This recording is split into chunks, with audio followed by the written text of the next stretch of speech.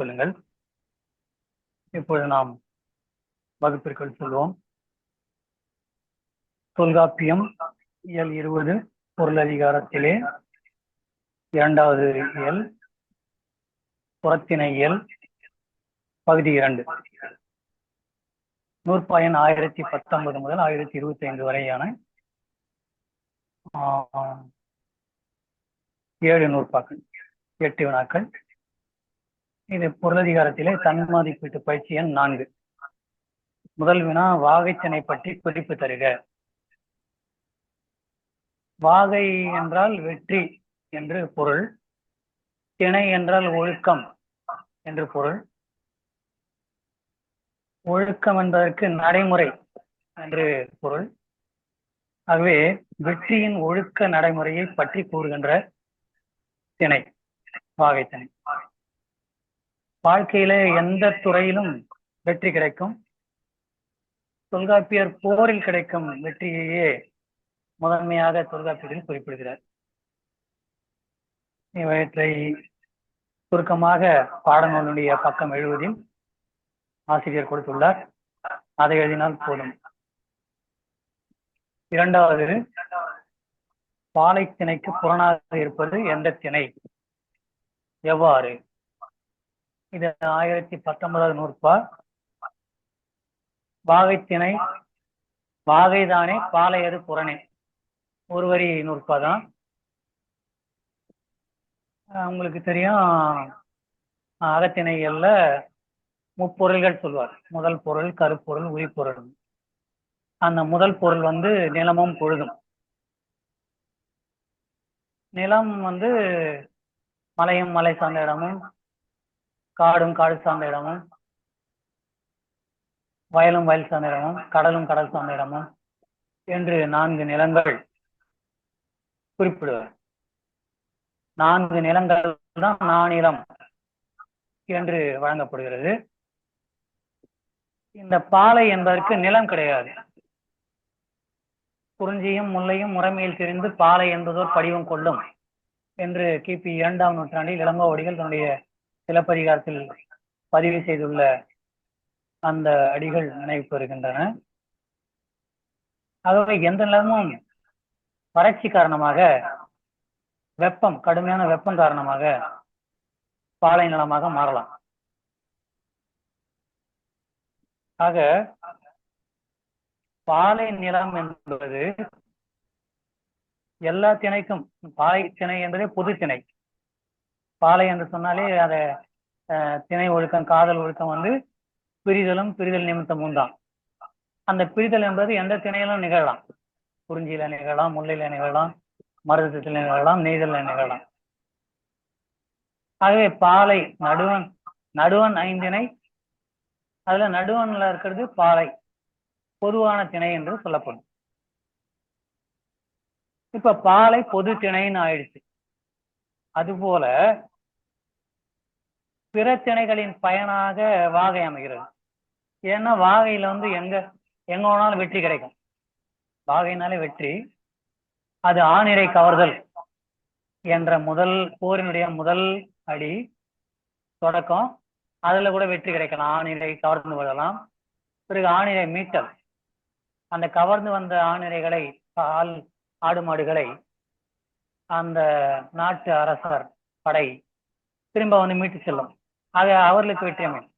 ஆகவே பாலை எப்படி மற்ற அகத்திணைகள் 5ற்கும் 4ற்கும் பொதுவாக அமைந்திருக்கிறதோ, அதற்கு எப்படி நிலம் தனியாக அமையவில்லையோ, அதுபோல இந்த வாகைத்திணை என்பதும் எந்த புறத்திணையிலும் வெற்றி முதலான திணைகளில் நிகழலாம்.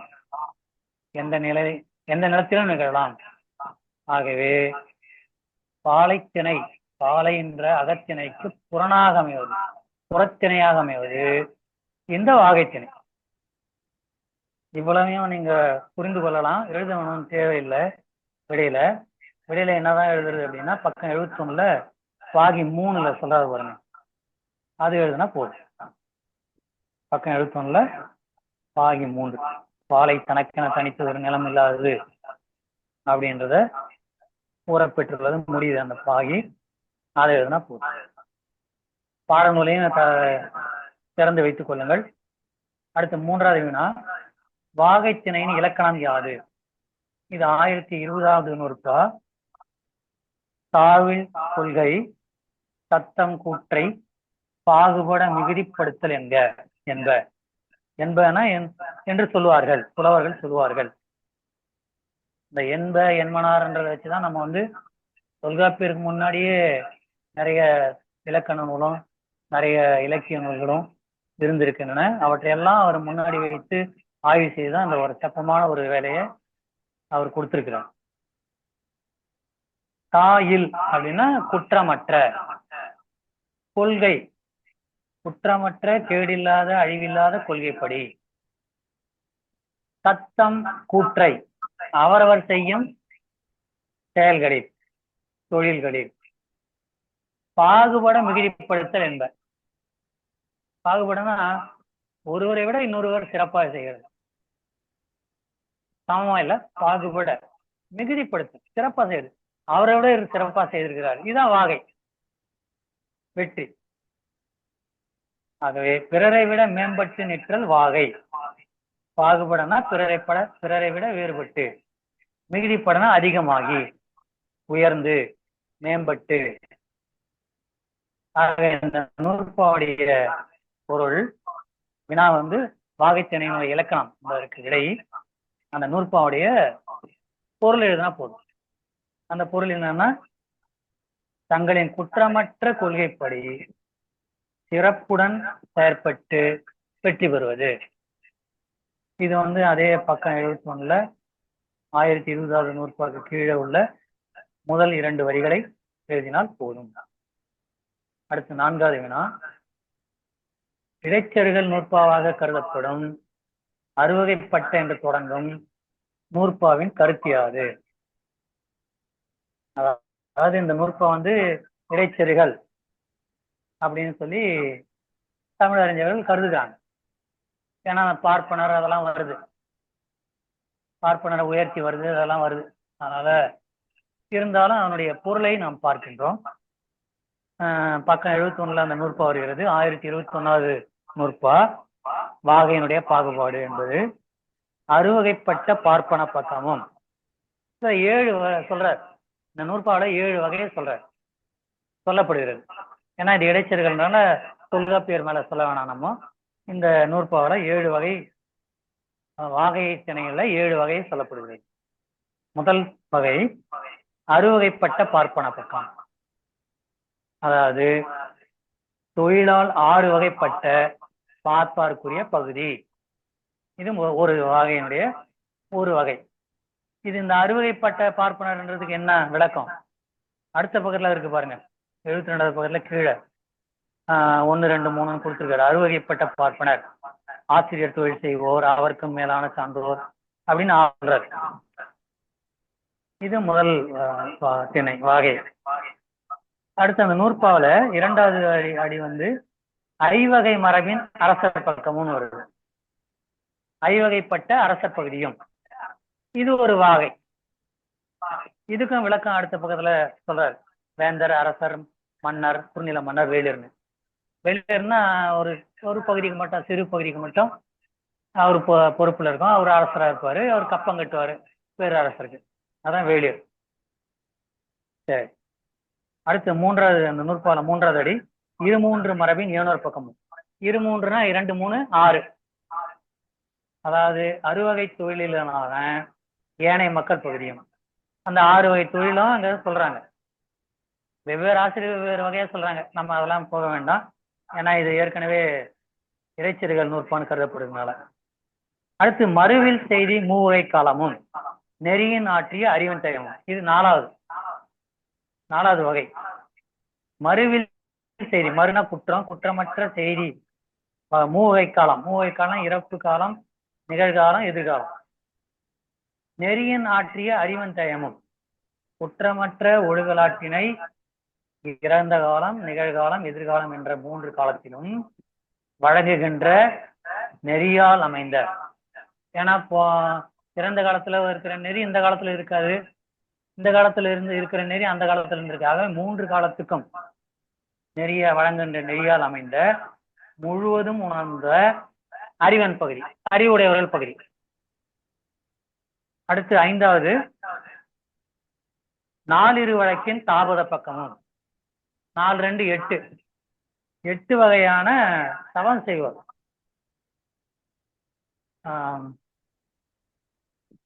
5 வந்து 8 வகைப்பட்ட தவம் செய்வார் பகுதி.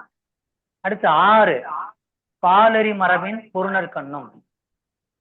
அதாவது ஏற்கனவே சொல்லப்பட்ட போர்த்துறைகளை அறிந்த பொருணர்கள், பொருதுனர், போராளிகள், சண்டை போடுறாங்க 2 பக்கத்து போராளிகள், அந்த போர் மரபுக்குரிய கூறுபாடும்.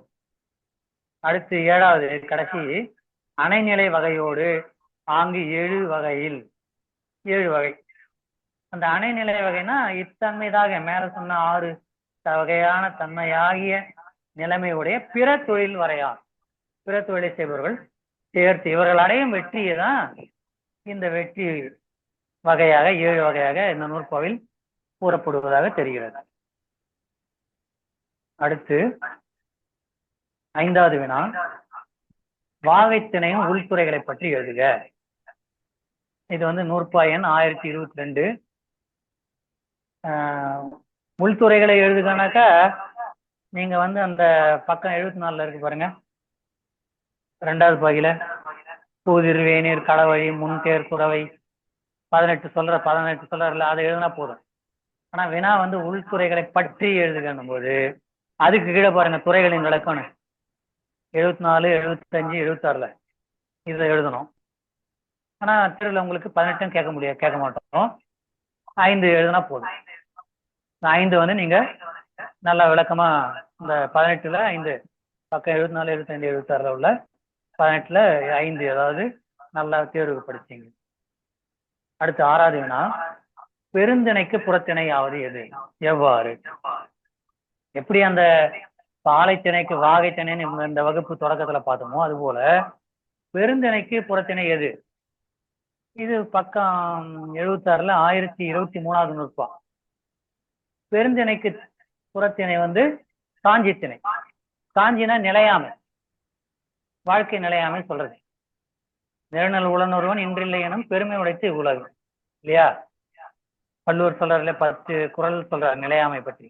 யாக்கை நிலையாமை, இளமை நிலையாமை, செல்வம் நிலையாமை, இதெல்லாம் இருக்கு. பெருந்திணை என்பது என்னது? அந்த அகத்திணையில உள்ள பெருந்திணை என்பது அன்பின் 5 போக. அதாவது அன்பின் 5 என்பது என்ன? குறிஞ்சி, முல்லை, மருதம், நெய்தல், பாலை, இதெல்லாம் காதல் ஒழுக்கங்கள்.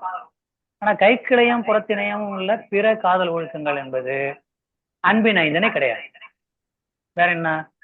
அது வந்து ஒருதலை காமம் அல்லது பொருந்தா காமம். கைக்கிளை என்பது ஒருதலை காமம், ஒரு பக்கத்து காதல். பெருந்திணை என்பது பொருந்தா காமம். ஆக இந்த பொருந்தா காமம் தான் இந்த காஞ்சி திணைக்கு புறத்திணையா அமையுது.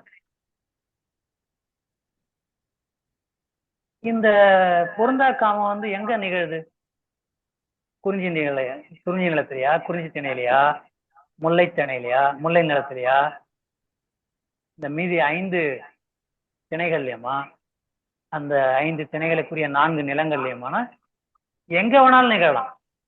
பொருந்தாக்காம எங்க வேணாலும் நிகழலாம். அதுபோலத்தான் இந்த காஞ்சி திணை என்கிற நிலையாமையும் எந்த புறத்திணையிலும் நிகழும். வெற்றி முதலான எந்த திணையிலும் நிகழலாம். ஆகவே காஞ்சி திணை என்பது பெருந்திணையினுடைய புறத்திணையாக அமைகிறது. இதுதான் விடை. இத வந்து பக்கம் 76ல அந்த 1023வது 1023வது நூற்பால சொல்றாரு பாருங்க. கடைசி 1023வது நூற்பா காஞ்சி தானே பெருந்திணை புறனே. இந்த ஒரு வரி இருக்கலாம், நீங்க மனப்பாடமா சொல்லலாம், எழுதலாம் தேர்வுல. அந்த நூற்பா கீழே 3வது பேரா இருக்கு பாருங்க. நிலையாமைய காஞ்சி பகுதியும் புறத்திணை 5ற்கும் புறனாகலானும் பெருந்திணை அது சொல்றாரு அவரு. இதுக்கு மட்டும் நான் விடையை வந்து நான் உங்களுக்கு பதிவு செய்து தரேன். அதை நீங்க எழுதிடுங்க. அடுத்து 7வது நூற்பா, சாஞ்சித்திணையின் இலக்கணம் கூறுக. இது 1024வது நூற்பா. பாருங்க அங்க பக்கம் 76ல. பாங்கரும் சிறப்பின் பல்லாற்றானும் நில்லா உலகம் புள்ளிய நெறித்தே. அதாவது நில்லா உலகம், இந்த உலகம் நிலையற்றது. உலகத்துல வாழ்க்கை வந்து நிலையற்றது. உலகம் கூட நிலையற்றதுதான். இன்னொரு 450 கோடி ஆண்டுகளுக்கு பிறகு சூரியன் வந்து ஒண்ணுமே இருக்காது, சூரியனே இருக்காது, கதிரவன் இருக்காது. நம்முடைய உலகம் வந்து கதிரவன் மண்டலத்துல இருக்கு. கதிரவன் இருக்கிறதுனாலதான் நம்ம இருக்கிறோம். அதனுடைய ஒளியினாலையும் வெப்பத்தினாலையும் இருக்கிறோம். இல்லைன்னா அந்த உலகம் இருக்காது, உலகத்துல உயிர்களும் இருக்காது. அது 450 கோடி ஆயிடுச்சு. இன்னொரு 450 கோடி ஆண்டுக்கு தான் அங்க எரிபொருள் இருக்குது. 450. அதனாலதான் நில்லா உலகம்னு இதை தெரிஞ்சு சொன்னாங்களா, தெரியாம சொன்னாங்களா, இல்ல உணர்ந்து சொன்னாங்களா தெரியல. அதை பத்தி போவானா. இந்த உலகம் நிலையற்ற தன்மை, அதை பாருங்க, அதுக்கு விடை எழுதுறா பாருங்க. இந்த உலகம் நிலையற்ற தன்மையினை உடையது என்பது ஒப்பற்ற சிறப்புடன் பல வழியாலும் தெற்றென விளங்குகிறது. பல வழியிலும், பல்லாற்றானும் வருது, பல வழியிலும். பாங்கரும் சிறப்பு, ஒப்பற்ற சிறப்பு, பல வழியாலும் தெற்றென விளங்குகின்ற என்பது யாக்கை நிலையாமை, இளமை நிலையாமை, செல்வம் நிலையாமை என பல்வேறு வகையாகும். தான் பல்லாற்றானும். யாக்கை நிலையாது, இறந்துதான் போவோம் கட்டாயம். இளமை இருக்குமா, இருக்காது, நிறைய திரைய மூப்பு வரும், பிணி வந்துடும். செல்வம் இருக்குமா, இது சொல்ல முடியாது, போயிடும். இதுதான் சொல்ற சிறப்பு, பல்லாற்றானும் பல வழிகளிலும் அப்படின்னு சொல்ற. இந்த 5 வரிகளை நீங்க விடைய எழுதணும். அடுத்து கடைசி வினா, காஞ்சித்திணையின் துறைகளை பற்றி எழுதுக. இது கீழே 1025வது நூற்பா, மிகப்பெரிய நூற்பா. அது இந்த நூற்பா 77ல முடியுது.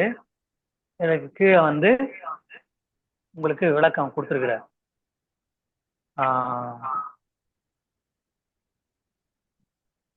இந்த விளக்கத்துல நீங்க வந்து ஒரு 5 படிச்சுட்டீங்களா போதும் தேர்வுக்கு. அதை எழுதுனீங்களா தேர்வு. ஆகவே இத்துடன் இந்த விடை சரிபார்ப்பு வகுப்பு நிறைவடைகிறது. உங்களுக்கு இதுல ஏதாவது ஐயம் இருந்தால் நீங்கள் எழுப்பலாம். விடை தருகிறேன். அதன் பிறகு நாம் வகுப்பை முடிக்கலாம். இதயவனம் தொடர் சொல்லுங்க. ஏதாவது ஐயம் இருக்கா? அறிவொளி அம்மா,